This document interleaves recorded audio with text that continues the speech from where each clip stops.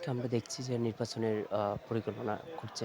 কোন দলকে সাপোর্ট করছেন? কোন শিল্পীকে ভোট দিবেন? যদি আপনাকে প্রশ্ন করে। আচ্ছা, প্রথমত হচ্ছে আমরা সবাই শিল্পী। তো এখন কাকে ভোট দিব সেটা ডিপেন্ড করতেছে তাদের কার্যক্রমের উপরে। আপনারা দেখেছেন যে গত এই আমাদের জুলাই গণঅভ্যুত্থানের পরে আমরা আ আলো আসবে গ্রুপ এবং আরো কিছু সিন্ডিকেট নিয়ে আমরা কথা বলেছি। আমাদের সাথে যে আ গত ১৬ বছর আ বৈষম্যের সমস্যা হয়েছে। তো সেইসব বিষয়গুলো নিয়ে আমরা প্রতিবাদ করেছি এবং আ আমাদের যে দাবি-দাওয়াগুলো ছিল আপনারা দেখেছেন যে রবীন্দ্র সরোবরে আমরা আমাদের ৫ টি দাবি নিয়ে আমরা ওখানে দাঁড়িয়েছিলাম। এরপরে আমরা আল্টিমেটাম দিয়েছিলাম যে এখন যে আ আ ইয়ে নেতারা আছেন তাদেরকে আমরা এই মুহূর্তে চাচ্ছি না। তাদেরকে একটা আল্টিমেটাম দিয়েছিলাম ১০ তারিখের মধ্যে যেন তারা তাদের পদত্যাগ করে। সো তারা তাদের পদত্যাগ করেছে এবং তারা যে আহ আ ইনসিডেন্টটা আমাদের সাথে ঘটিয়েছিল যে অপমানজনক বিষয়টার মধ্যে আমরা পড়েছিলাম, সেই জায়গা থেকে আমরা উত্তোলন হয়েছি।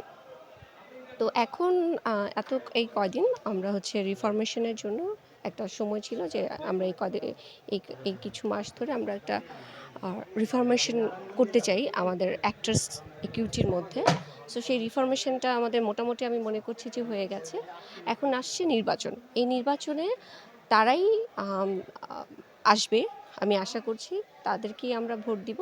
যারা হচ্ছে আ পরিবর্তনে বিশ্বাসী এবং আ আমরা শিল্পী এখানে আ রাজনৈতিক কোনো বিষয়বস্তু থাকবে না বা বৈষম্য বিরোধী বা বৈষম্য নিয়ে আর্টিস্টদের মধ্যে যে ঝামেলাগুলো হয় সেগুলি থাকবে না। এরকম মনোভাব নিয়ে যারা দাঁড়াবে তাদেরকেই ভোট দিব আমি মনে করছি। আর আলো আসবে গ্রুপে যারা ছিল তাদের মধ্যে কিছু আর্টিস্টরা আমাদের কাছে ক্ষমা চেয়েছে।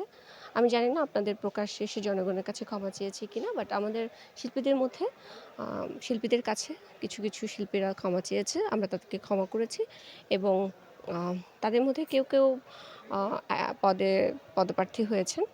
সো দেখা যাক।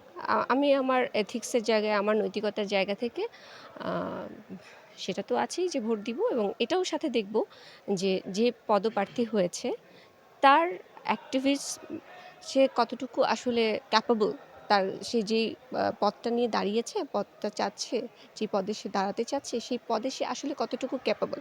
তার ক্যাপাবিলিটি দেখেই তাকে ভোট দেয়া হবে। আমরা দেখেছিলাম যে মাঝখানে আপনার উপর হামলা হয়েছিল।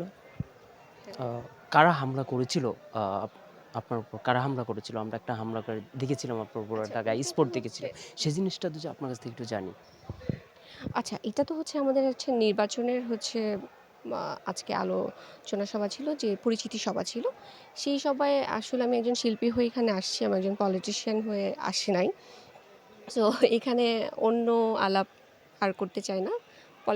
পলিটিক্সের জায়গায় আর আ শিল্পীদের বিষয়ে যে কথাগুলো সেটা বলছি। আচ্ছা এই যে অনেক এবার যারা বলছে যে আমি নির্বাচনে পাস করলে হ্যাঁ, অনেক দুষ্ট হ্যাঁ, শিল্পীদেরকে পাশে দাঁড়াবো। কিন্তু হ্যাঁ, অবশেষে আমরা দেখি যে পাশে দাঁড়ায় না। পাশে হ্যাঁ, দাঁড়ায় না। হ্যাঁ। নির্বাচনের আগে সেটা অনেকেই বলে। হ্যাঁ, সেই নির্বাচন বিষয়টা আপনি কি বলবেন? হ্যাঁ, এই যে আমাদের অনেকে প্রতিশ্রুতি দিয়ে থাকে যে আ আমি যদি উন্নতি উত্তীর্ণ করে ফেলি দেন হচ্ছে আমরা এটা করব, সেটা করব। এরকম আমাদের সাথে অনেক হয়েছে। সো ওই প্রত্যাশা বা ওই প্রলোভন দেখিয়ে যারা আসলে আম নির্বাচিত হয়ে যায়, তারপরে যখন সে তার কাজটা সম্পূর্ণ করে না, তাদেরকে আমরা চিনে ফেলেছি। সো ওইটা আমরা এবার বুঝিয়ে দিব কাকে আমরা ভোটটা দিতে চাই।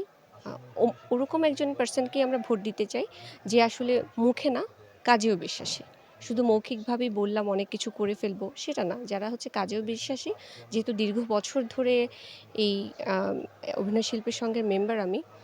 তো আমি তো জানি আসলে কে কতটুকু কি করতে পারবে। সেই জায়গা থেকে আর বিশ্বাস তো হয়েছে। আমরা এটা নিয়ে অনেক ডিসকাশন করেছি, রিফরমেশন করেছি। আমাদের অনেক উন্নতি হয়েছে। চিন্তা চেতনারও উন্নতি হয়েছে, কাজেরও উন্নতি হয়েছে। আশা করছি যে এইবার যে প্রত্যাশাগুলো আমাদেরকে দিচ্ছে সেখান থেকে আমরা ক্ষুণ্ণ হব না। আ শেষ করি। হ্যাঁ, ঠিক আছে। না আর কি বলবো? এই তো থ্যাংক সবার ইউ। জন্য শুভেচ্ছা। যারা দাঁড়িয়েছে আশা করছি তারা জানি তাদের মতো করে নির্বাচিত হতে পারে। Thank you.